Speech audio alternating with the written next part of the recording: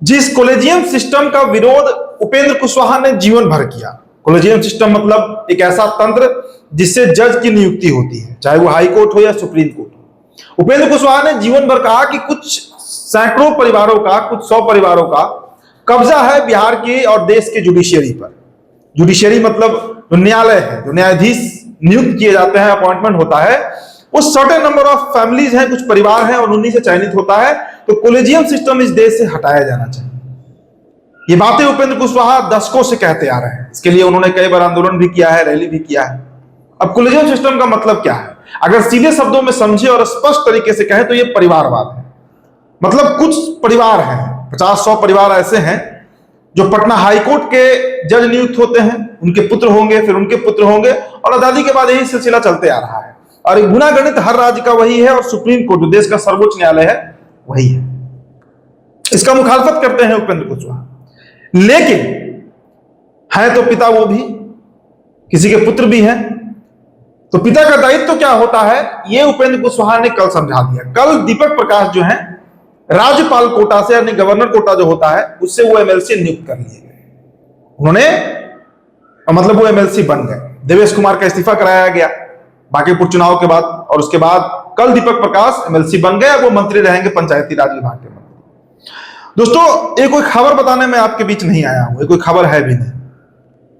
थोड़ा आत्ममंथन करना चाहिए मुझे भी, आपको भी, और सबको आत्ममंथन करना चाहिए कि जिस नेपोटिज्म की हम बात करते हैं, परिवारवाद की बात करते हैं, नेता कोई भी नेता है, आप किसी का उदाहरण उठाकर देख लीजिए। आप बिहार के परिप्रेक्ष्य में ही समझिए ना, रामविलास पासवान की विरासत चिराग पासवान संभाल रहे हैं, लालू प्रसाद यादव की विरासत उनके पुत्र तेजस्वी यादव संभाल रहे हैं, जीतन राम मांझी की विरासत उनके पुत्र जो सुमन जी है मांझी वो संभाल रहे हैं। तो कोई भी नेता है, कोई भी राजनेता है, भारत में तो ऐसा ऐसा उदाहरण है कि 3-3, 4-4 सिंधिया परिवार हुआ, तीसरी पीढ़ी राजनीति में, गांधी परिवार हुआ, चौथी पीढ़ी राजनीति में। तो एक आधिपत्य जो है उनका राजनीति पर वो जमा हुआ है।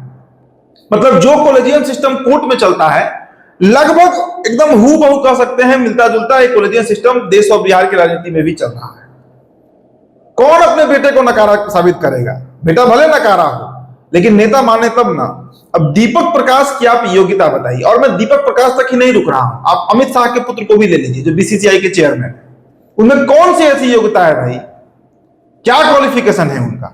आप किसी नेता का उठाकर देख लीजिए ना। आप इस पूरे देश में भारतीय जनता पार्टी के ही आपको कई नेता मिल जाएंगे जिनके बेटे विधायक बन गए, मंत्री बन गए, सीएम बन गए, सांसद बन रहे हैं। इस बीच प्रशांत किशोर जो इस बात को उठाते थे, बांकीपुर के उपचुनाव में अपने बेटे को उतार दिया उन्होंने चुनाव प्रचार में, वो तस्वीर बड़ा वायरल हुआ था। तो अछूता कौन है इस नेपोटिज्म से? और उपेंद्र कुशवाहा क्यों अछूता रहेंगे भाई? क्यों मिसाल सेट करेंगे? क्यों लोहियावाद, कर्पूरी ठाकुर की जो बात करते हैं वंशवाद के खिलाफ? सबसे बड़ा तो उदाहरण आप नीतीश कुमार को ले लीजिए। जीवन प्रयाण 20 सालों से तो मैं उन्हें देख रहा हूं अपने होश में, हर मन से परिवारवाद का उन्होंने मुखालफत किया, खिलाफत किया, और जाते जाते गद्दी अपने बेटा को देकर चले गए। मंत्री बने ना स्वास्थ्य विभाग के निशांत कुमार। तो दोस्तों मैंने क्या कहा कि मैं ये कोई खबर बताने आपके बीच नहीं आया हूं। इस बात को समझने की जरूरत है हमारे और आपके जैसे साधारण लोगों को कि ये नेता सिर्फ अपने परिवार के होते हैं, सिर्फ अपने बच्चों के होते हैं। हमारे आपके बच्चों से इनका कहीं कोई कनेक्शन नहीं है। आपके बच्चे पर कोई भी मुसीबत आएगा या आपके बच्चे का शिक्षाएं है, कुछ भी है, ये आपको ही करना है, दूसरे को नहीं करना है।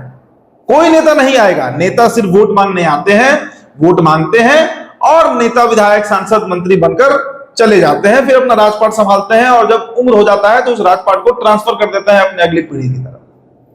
नहीं तो आप ही बताइए कि राहुल गांधी में कौन सी योग्यता है, जय शाह में कौन सी योग्यता है भाई, तेजस्वी यादव में कौन सी योग्यता है, अखिलेश यादव में कौन सी योग्यता है? कौन सा ये लोग क्वालिफिकेशन है ये लोग में कि नेता बना हुआ है ये लोग? इनके पिता तो हम मान सकते हैं कि संघर्ष किया। लालू यादव ने छात्र राजनीति से संघर्ष करते हुए जेपी आंदोलन का यात्रा तय करते हुए बिहार के मुख्यमंत्री बने। नीतीश कुमार का भी वही हिसाब किताब है, मुलायम सिंह यादव का भी वही गुणा गणित है। लेकिन इनके जो बच्चे हैं उनमें कौन सा क्वालिफिकेशन है?